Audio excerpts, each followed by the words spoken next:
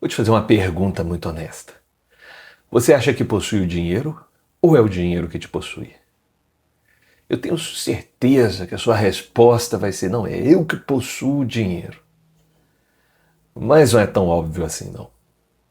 Eu sou Lucas Matos, você é muito bem-vindo e muito bem-vinda aqui no canal do Projeto Celeiro. Vamos ler uma fala de Jesus lá no Sermão do Monte, como eu sempre falo, Jesus falou, as anteninhas têm que ficar bem sintonizadas. Mateus 6, verso 24, está escrito o seguinte: ninguém pode servir a dois senhores, pois odiará um e amará o outro. Será dedicado a um e desprezará o outro. Vocês não podem servir a Deus e ao dinheiro. Eu gostaria de ampliar essa reflexão para várias coisas da nossa vida, porque quando a gente pensa em servir ao dinheiro, automaticamente o imaginário cristão brasileiro está muito ligado à ostentação. Não, eu não sirvo ao dinheiro porque eu não tenho um supercarro, um hipercarro, uma joia caríssima, um relógio de milhares e milhares e centenas de milhares, talvez até milhões de reais. Eu não tenho uma mansão em um condomínio fechado no Alphaville ou uma coisa que eu consiga ostentar e mostrar que meu padrão de vida é altíssimo, talvez uma viagem para o lugar mais caro deste mundo, talvez andar com barra de ouro, ter dentes coloridos, cravejados com diamantes. A nossa cabeça brasileira geralmente pensa como alguém que é dominado pelo dinheiro com esses comportamentos, mas nem sempre é assim. Às vezes a gente é dominado pelo dinheiro e nem está percebendo.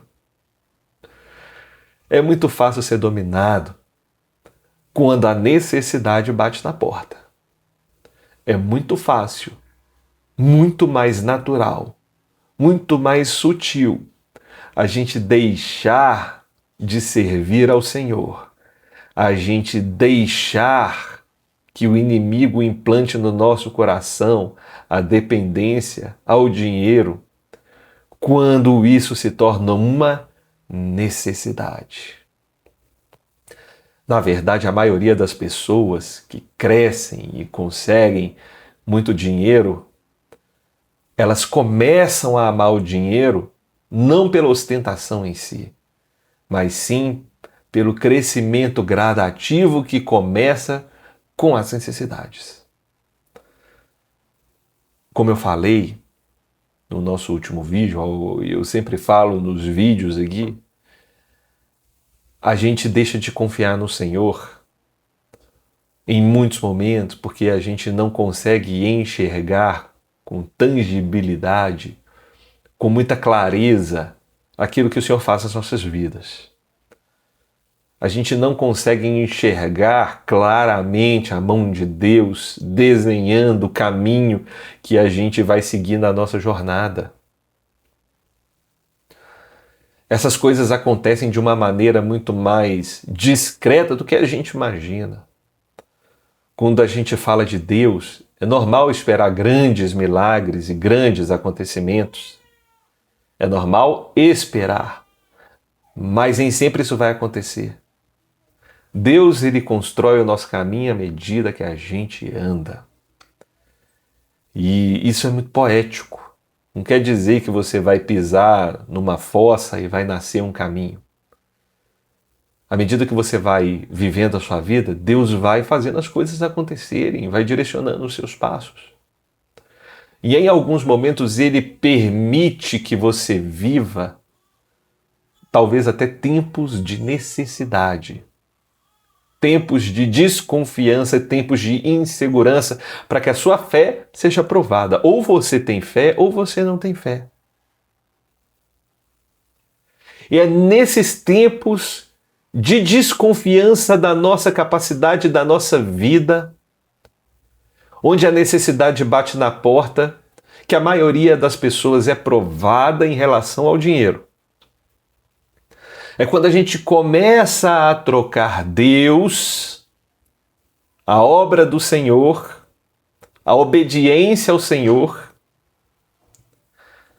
talvez por um trabalho ou por um emprego que nasceu diante de uma necessidade. Às vezes é algo que Deus não falou para você fazer.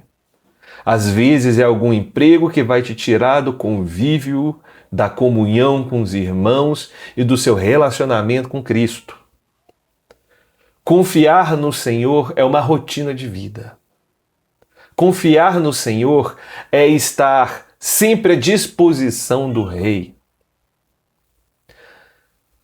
E quando a necessidade bate na porta, é muito fácil a gente chegar e falar para o Senhor assim: olha, Deus, a necessidade bateu na porta, então eu vou tirar um período de férias de Ti e eu vou aceitar esse trabalho, essa renda, como algo emergencial.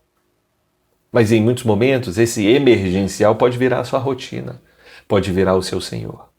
Pode virar um complemento. Depois, às vezes, até passa a fase da necessidade, mas você começa a entrar num ritmo de conforto, num ritmo de tranquilidade, que as coisas de Deus começam a ficar em segundo plano. E sim, o reino de Deus dá trabalho. Jesus, ele compara o reino dele a uma imensa obra, a uma imensa terra,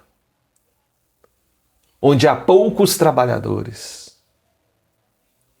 Jesus, ele mostra que a gente precisa se empenhar e se esforçar pelo reino de Deus. Então, em muitos momentos, nós trocamos esse empenho, essa dedicação, por trabalhos ou por rendas que vão satisfazer necessidades emergenciais, e a gente deixa de confiar no Senhor. E é interessante que Jesus, ele diz o seguinte: você será dedicado a um e desprezará o outro. Isso é uma grande verdade. Muitos dos trabalhos que a gente tem faz com que a gente, entre aspas, às vezes até sem perceber, despreze o nosso tempo e a nossa intimidade com o Senhor. Eu não estou falando que Deus quer que você fique sem emprego, seja um desempregado, não trabalhe a quantidade regular de horas.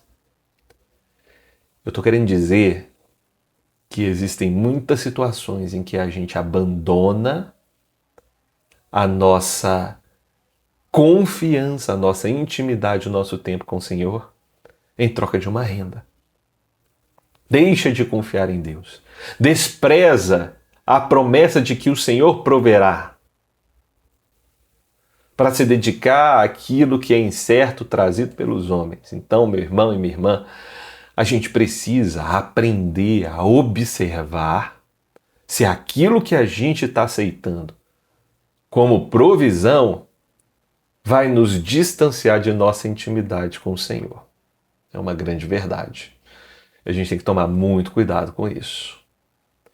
E eu abro um pouco mais esse leque, porque às vezes a gente coloca o dinheiro como algo muito essencial, igual falei, na nossa mente de brasileiros, a gente tende a enxergar os resultados do dinheiro como uma vida de idolatria. Mas a vida de idolatria também, ela abrange muitas outras coisas. A gente pode ter diversas outras idolatrias, e o que Jesus falou aos seus discípulos, você vai desprezar um para agradar o outro, também vale para relacionamento. Já para pensar? Existe muita gente que chega numa fase da vida, e eu sei que é difícil, gente. Não estou falando tudo isso que eu estou falando, não estou falando de coisa fácil, não. É difícil mesmo. Às vezes a pessoa chega numa fase da vida em que ela não consegue se relacionar, bate a carência, bate a dor no coração, bate aquela questão de você estar sozinho, a solidão, aquele desejo de compartilhar a vida com alguém, você acaba escolhendo uma pessoa que vai te afastar dos caminhos do Senhor, e por pragmatismo e idolatria, você acaba se afastando de fato dos caminhos do Senhor. É um ídolo que te afasta do relacionamento com Deus. O dinheiro, ele não pode te afastar do seu relacionamento com Deus. Um relacionamento com uma outra pessoa não pode te afastar do seu relacionamento com Deus. Os seus amigos não podem te afastar do seu relacionamento com Deus. O seu cônjuge não pode te afastar do seu relacionamento com Deus se você permitir que isso aconteça. É um sinal sério de idolatria.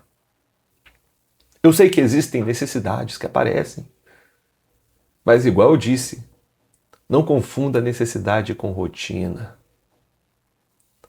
Às vezes você já é casado ou casada com uma pessoa que não conhece os caminhos do Senhor e que dificulta o seu relacionamento com Ele. Você veio a se converter bem depois de ter conhecido essa pessoa. O próprio Paulo diz lá em 1 Coríntios capítulo 7, se essa pessoa ela se conformar com o seu estilo de vida, permaneça junto. Você é um ponto de santificação para aquela casa. Mas não deixe que essa situação faça com que você não tenha relacionamento com o Senhor. E o pior, se você é uma pessoa que tem relacionamento com Deus, não permita que outra pessoa que possa interferir no seu relacionamento com o Senhor entre na sua vida e te afaste desse relacionamento maravilhoso. Não tem como a gente ter dois senhores. Ou tudo na nossa vida pertence a Cristo Jesus e colabora para obedecer aquilo que Jesus nos falou. E eu digo novamente, Jesus Cristo já falou: aquele que me ama obedece aos meus mandamentos. Aquele que me ama obedece aos mandamentos de meu Pai, obedece às minhas palavras. Ou a nossa vida, o nosso estilo de vida, nossas necessidades, nossas propensões, nossos anseios, sonhos, desejos, todos eles pertencem a Cristo, ou a gente vai viver uma vida tentando matar ídolos. Já dizia João Calvino, a nossa vida, nossa cabeça, nossa mente, o nosso coração é uma fábrica de ídolos. É o tempo todo criando ídolos. É o tempo todo criando situações para nos distanciar da vontade do Senhor. E é isso que a gente tem que tomar cuidado. A gente tem que ter intimidade com Deus, em oração, no louvor, na comunidade, na igreja do Senhor. Eu não estou falando de coisas burocráticas, de que você tem que frequentar sempre uma grande igreja. Mas busque ajustar a sua vida para que o reino de Deus seja prioridade, para que o seu relacionamento com Cristo seja prioridade, para que o nosso Deus seja de fato o Senhor da sua vida. Amém? É isso, meu irmão, minha irmã. É uma palavra difícil às vezes de compreender, porque não é tão simples assim a realidade quando bate na porta. É complicado. Eu sei, eu também passo por isso tudo. Eu sei o que é ter dificuldade, sim, gente. Já passei por momentos difíceis, de escolhas complicadas, oportunidades que poderiam ser boas e que eu abri mão. E também já abri mão das coisas de Deus para satisfazer os meus anseios humanos ou as minhas necessidades humanas. Não sou um santarrão, erro como qualquer pessoa. Por isso que eu converso com vocês. Deste lado da tela aqui está uma pessoa que é um pecador também, que falha tanto como qualquer outra pessoa, que tem as mesmas dificuldades de qualquer pessoa, os mesmos anseios de qualquer pessoa, as mesmas lutas de qualquer pessoa. Eu não sou melhor que ninguém não, meu irmão e minha irmã. Mas o que eu trago para a minha vida é que eu estou tentando priorizar o Senhor. Isso sim, eu posso dizer. Eu estou tentando, eu estou buscando, eu estou me provando para que o Senhor seja o primeiro lugar na minha vida. Não o dinheiro, não os relacionamentos, não as minhas carências, não os meus sonhos, não os meus anseios. Que o Senhor seja a prioridade na minha vida. Eu desejo que Ele seja a prioridade na sua também. Eu imagino que se você chegou até aqui no final do vídeo, eu vou até te pedir um comentário. Fala assim, ô Lucas, eu cheguei até o final desse vídeo. Eu vou ficar muito feliz. Comenta aí pra mim. Lucas, eu cheguei até o final desse vídeo. Tô aqui. Vou pedir para você também deixar o seu like, se inscrever no canal, ativar as notificações, porque isso nos ajuda a crescer. Compartilhe esse vídeo com mais alguém que precisa ouvir essa palavra. E também, eu espero que você volte em breve. Já ia me esquecendo. Não deixe de nos seguir nas nossas outras redes sociais. Isso vai nos ajudar demais, beleza? Então a gente se vê em breve no próximo vídeo e que o Senhor te abençoe demais. Valeu!